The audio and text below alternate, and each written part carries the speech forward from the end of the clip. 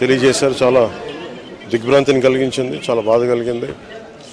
ఎందుకంటే నేనేం కోరుకున్నానంటే ప్రమాణ స్వీకారం తర్వాత వచ్చి వారికి కలవాలని అనుకున్నాను.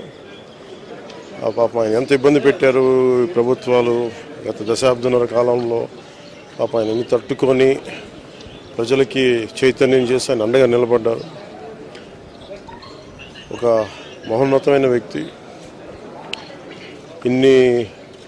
ఇప్పుడు ఆంధ్రప్రదేశ్లో కానీ భారతదేశంలో ఎక్కడైనా సరే, ముఖ్యంగా ఆంధ్రప్రదేశ్ తెలంగాణకు సంబంధించి తెలుగు రాష్ట్రాల్లో ఏ జర్నలిస్ట్ ఉన్నా అది ఈనాడు స్కూల్ ఆఫ్ జర్నలిజం నుంచి వచ్చే రూట్స్ దానికి ఉంటాయి.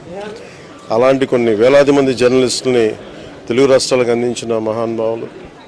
అలాగే తెలుగు చిత్ర పరిశ్రమకు సంబంధించి కూడా ఈరోజు ఇంత ఇన్ఫ్రాస్ట్రక్చర్ ఇక్కడ డెవలప్ చేశారంటే అది హైదరాబాద్లో ఎంత అద్భుతంగా తెలుగు చిత్ర పరిశ్రమ ఉందంటే ఆయన కాంట్రిబ్యూషన్ చెప్పలేను.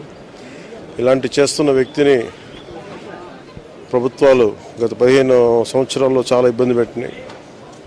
వాటన్నిటినీ తట్టుకొని ఆయన్ని ఇబ్బంది పెట్టిన ప్రభుత్వాలు ఈరోజు లేవు. ఆ విజయం ఆయనకి తెలియజేయాలని అనుకున్నాం, చేసి లోపల దురదృష్టం ఇలా జరిగిపోయింది.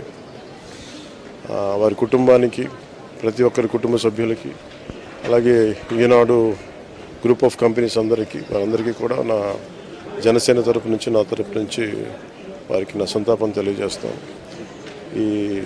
ఈ సమయంలో మీ అందరికీ ఆ భగవంతుడు వారి కుటుంబ సభ్యులకి అండగా ఉండాలని కోరుకుంటూ సెలవు తీసుకుంటాను.